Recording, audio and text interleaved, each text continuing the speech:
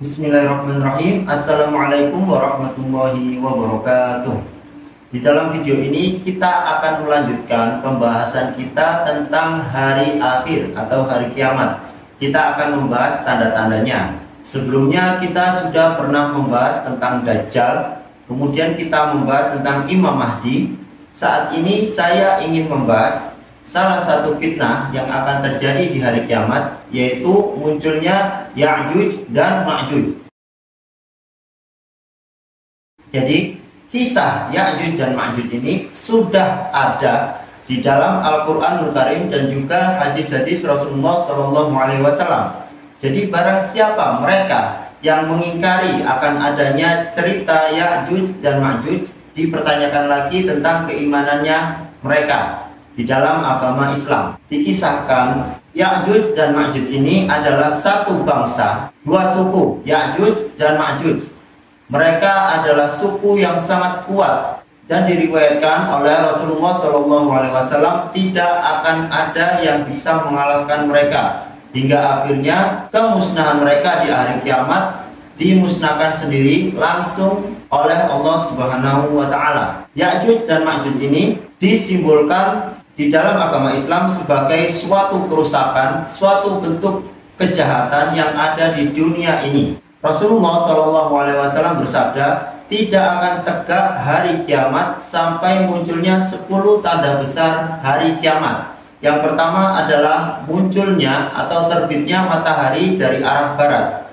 Kemudian yang kedua, akan ada hewan melata di dunia ini yang bisa berbicara. Yang ketiga, akan hadir atau muncul Ya'juj dan Ma'juj. Dan fokus kita pada pembahasan video ini adalah Ya'juj dan Ma'juj. Yang sudah saya ceritakan tadi, Ya'juj dan Ma'juj adalah makhluk Allah Subhanahu wa Ta'ala yang saat ini sudah ada di dunia ini, tetapi mereka tidak bisa keluar. Mereka sedang di satu tempat, diisolasi, dan satu tempat itu adalah sebuah benteng atau sebuah dinding yang sudah dibuat oleh Dzulqarnain. Kisah ini sudah termaktub di dalam Al-Quran dalam surat Al-Kahfi pada ayat 92 sampai 97. Jadi silahkan dibaca agar bisa relevan dengan cerita atau narasi yang akan saya sampaikan. Kita akan membahas asal usul mereka terlebih dahulu. Jadi sudah dijelaskan zaman dahulu Ya'juj dan Ma'juj ini sudah ada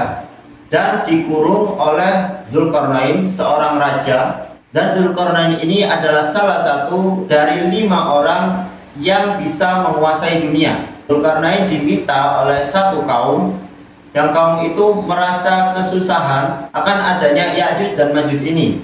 Dan Dzulqarnain akhirnya berhasil memblokade mereka dan mengisolasi mereka di satu bangunan, benteng atau tembok, yang benteng itu beliau dirikan dari bahan besi dan tembaga. Para ulama menyebutkan Ya'juj dan Ma'juj ini berasal dari suku Turki. Ada juga yang menyebutkan mereka dari suku Mongol. Dan ada juga mereka, para ulama, yang menyebutkan Ya'juj dan Ma'juj ini berasal dari suku-suku nomaden Eurasia Utara. Tetapi memang tidak ada teks, baik dari Al-Quran maupun hadis, yang menyebutkan dari mana asal suku mereka. Dan ini memang hanya ijtihad dari para ulama. Juga ada yang bertanya-tanya, Ya'juj dan Ma'juj ini siapa?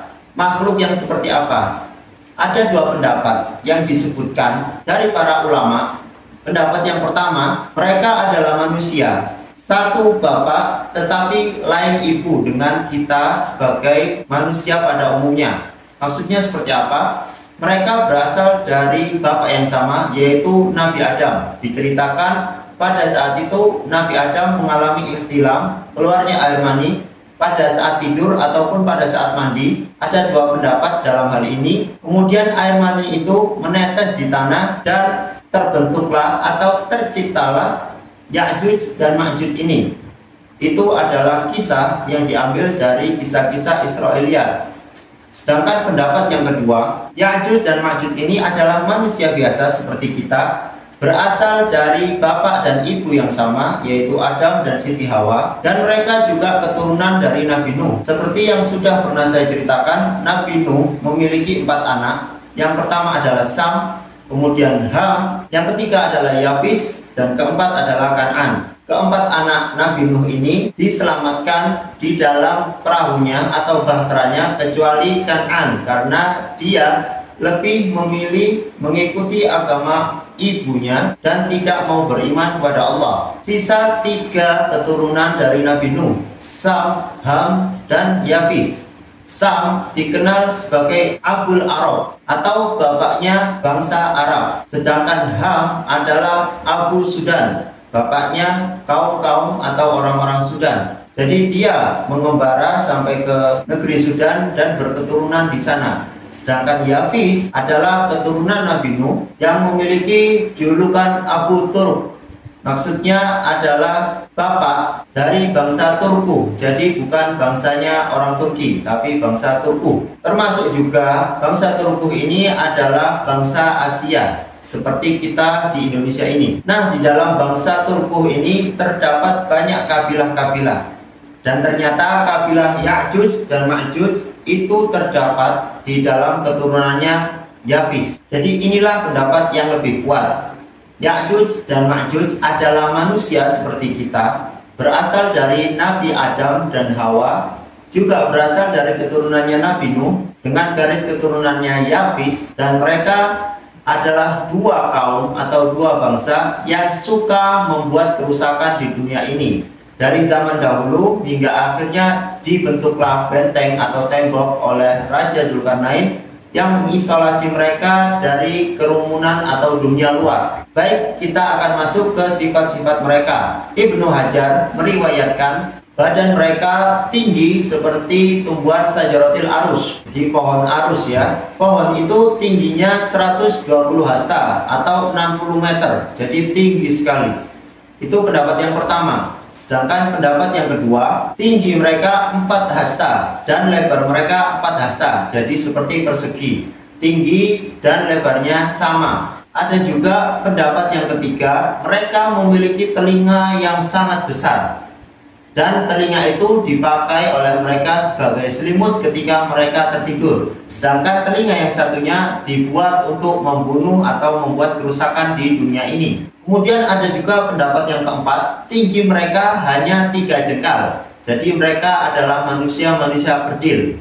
Tetapi pendapat-pendapat ini adalah pendapat-pendapat yang lemah karena diambil dari kisah-kisah Israiliyat yang tidak jelas asal-usulnya. Sedangkan Nabi SAW sudah menceritakan ciri atau bentuk fisik daripada Ya'juj dan Ma'juj ini. Rasulullah memberikan gambaran kepada kita bahwasanya bangsa Ya'juj dan Ma'juj ini memiliki dahi yang lebar, rambut yang keriting, kemudian di atas rambutnya, bagian atas rambutnya itu berwarna putih. Mata mereka kecil, jadi seperti sipit gitu ya. Dan wajah mereka berbentuk seperti perisai perang. Tetapi banyak pendapat yang menyebutkan bahwasanya mereka adalah bangsa Cina. Tetapi tidak ada riwayat, sekali lagi tidak ada riwayat yang menyebutkan secara pasti dari mana mereka berasal. Suku apa yang mirip dengan Ya'juj dan Ma'juj. Tidak ada riwayat yang menyebutkan hal itu. Sedangkan pada saat ini banyak juga warga-warga Cina yang memeluk agama Islam. Dan di negeri Cina itu mereka tidak terisolasi, tidak terkungkung di satu tempat. Mereka bisa keluar berpergian dimanapun, keluar dari negerinya dan tidak membuat kerusakan yang masif di dunia ini seperti yang diceritakan atau disebutkan di dalam riwayat-riwayat bahwasanya mereka ketika keluar langsung bergerombol dan membuat kerusakan besar-besaran di dunia ini. Sedangkan jumlah mereka itu sangat banyak sekali. Disebutkan di dalam hadis qudsi, Allah Subhanahu wa taala berfirman kepada Nabi Adam alaihissalam, keluarkanlah pasukan yang berasal dari neraka. Kemudian Nabi Adam alaihissalam bertanya, pasukan apa yang berasal dari neraka? Allah kemudian menjawab pertanyaan Nabi Adam, mereka dari setiap 1000 orang 999 orang. Maksudnya adalah satu dari diri kita adalah 999 orang. Jadi perbandingannya pada zaman akhir besok di hari kiamat, total populasi manusia ada berapa? Itu dikalikan 999, itulah jumlah dari Ya'juj dan Ma'juj yang akan keluar di hari akhir. Jadi sangat banyak sekali. Dan pada saat keluarnya mereka anak-anak kecil menjadi beruban. Ibu-ibu yang mengandung akan melahirkan atau mengeluarkan kandungannya, baik di usia berapapun, dan mereka akan merasa mabuk karena dahsyatnya fitnah di akhir zaman kelak. Kemudian diriwayatkan lagi ketika Nabi SAW meriwayatkan hadis qudsi itu, yaitu firman-Nya Allah, para sahabat bertanya, lalu siapakah satu orang itu ya Rasulullah? Rasulullah menjelaskan, satu orang dari kita manusia pada umumnya yang masuk ke dalam neraka, dan 999 dari mereka akan juga masuk ke dalam neraka. Dan saking banyaknya mereka tidak akan mati sampai bisa menghasilkan anak cucu sebanyak 1000 orang. Jadi mereka akan abadi terus sampai bisa atau sampai menghasilkan keturunan yang banyak, yaitu 1000 orang. Baru mereka bisa mati. Kemudian kita akan membahas di mana letak dari benteng Zulkarnain yang berhasil mengurung mereka hingga saat ini tidak bisa keluar dan akan keluar pada zaman akhir kelak. Imam Ibnu Katsir menceritakan pada zaman Abbasiyah di pemerintahan Al-Wasik berhasil menemukan benteng Ya'juj dan Ma'juj, dan benteng itu sangat kokoh sekali, tidak bisa dirobohkan dan tidak bisa dihancurkan. Sampai-sampai pasukan khalifah menjadikan dua bagian. Bagian yang pertama menjaga benteng itu, bagian yang kedua kembali kepada kerajaan. Tetapi di dalam riwayat itu juga tidak disebutkan di manakah letak dari benteng tersebut. Para ulama menjelaskan tidak ada asal-usul yang menjelaskan lebih lanjut dari mana Imam Ibnu Katsir mendapatkan cerita ini. Sebagian ulama yang lain menyatakan benteng dari Zulkarnain, benteng yang mengurung Ya'juj dan Ma'juj, itu terletak di antara dua lautan. Lautan yang pertama adalah Lautan Hitam, kemudian lautan yang kedua, Lautan Qazwin. Memang namanya disebutkan adalah Lautan Qazwin. Sedangkan Imam atau Bari sendiri juga memberikan komentar letak dari benteng ini di antara dua lokasi, yaitu di antara Armenia dan daerah yang disebut Azerbaijan, yang sekarang pada zaman kita disebut lokasi itu adalah Georgia. Itu hanyalah pendapat dari para ulama. Tidak ada yang tahu di mana letak pasti dari lokasi benteng ini, dan itu masih rahasia sampai sekarang. Sekarang kita akan membahas bagaimana mereka bisa keluar dari benteng yang dibuat oleh Zulkarnain, berasal dari besi dan tembaga yang dipanaskan. Jadi diriwayatkan mereka setiap harinya menggali benteng itu. Jadi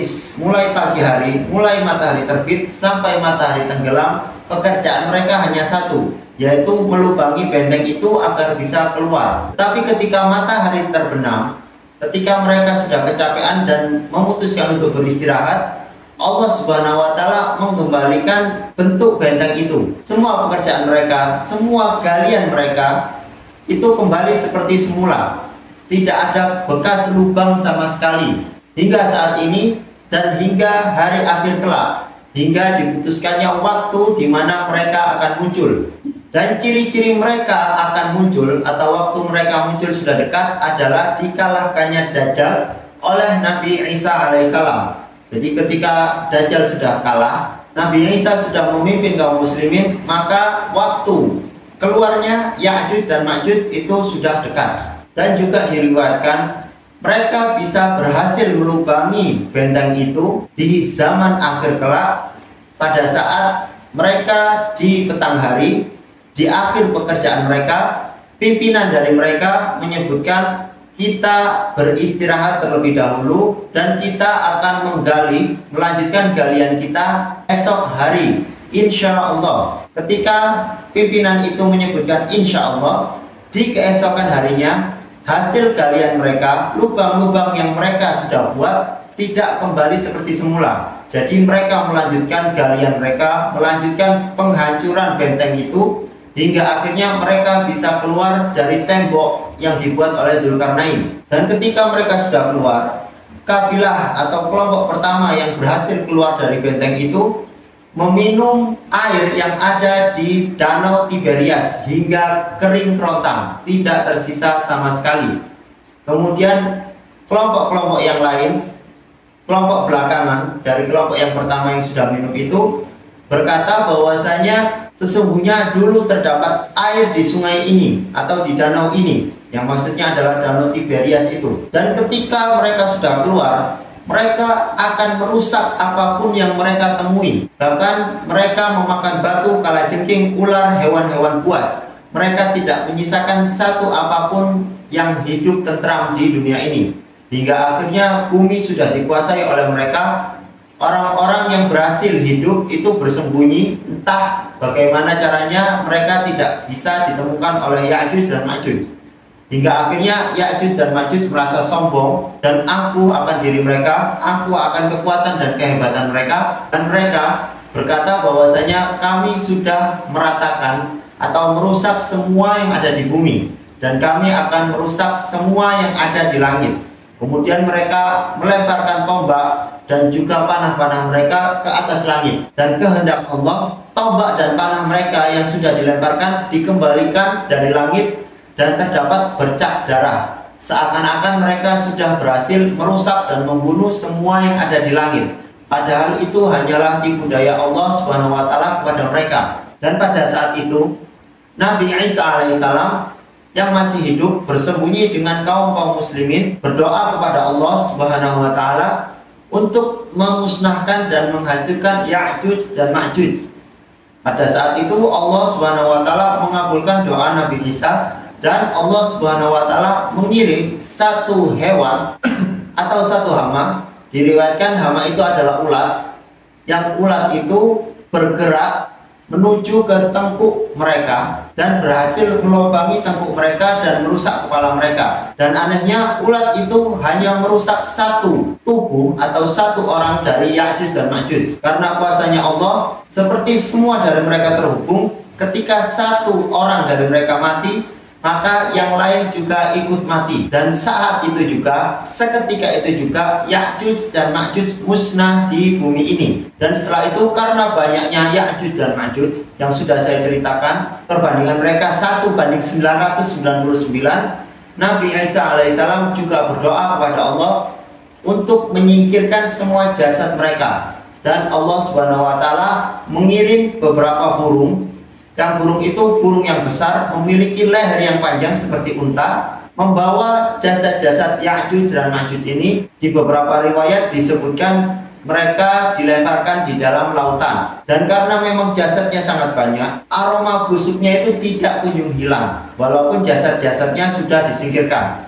Kemudian Allah menurunkan hujan yang sangat lebat hingga banjir besar, yang akhirnya bisa memusnahkan bau-bau busuk, bau-bau yang tidak sedap berasal dari jasad-jasad mereka. Allah mengembalikan bumi seperti semula, seperti pada zamannya Nabi Adam alaihissalam diturunkan. Dan pada saat itu Nabi Isa alaihissalam masih memerintah di bumi ini hingga 7 atau 8 tahun. Dan di akhir hayatnya, ketika Nabi Isa alaihissalam melaksanakan haji, selepas dari haji itu, akhirnya Nabi Isa diwafatkan oleh Allah Subhanahu wa taala. Jadi itu kisah singkat yang bisa saya sampaikan tentang Ya'juj dan Ma'juj. Semoga teman-teman bisa mengambil hikmah dari cerita ini dan bisa menambah ketakwaan keimanan kita terhadap Allah dan hari akhir. Yang kita tahu juga bahwasanya mengimani hari akhir juga termasuk salah satu dari rukun iman yang harus kita percaya. Sebagai kaum muslimin yang sudah bersyahadat bahwasanya kita mengakui Allah adalah satu-satunya Tuhan yang berhak disembah, dan Rasulullah Muhammad bin Abdullah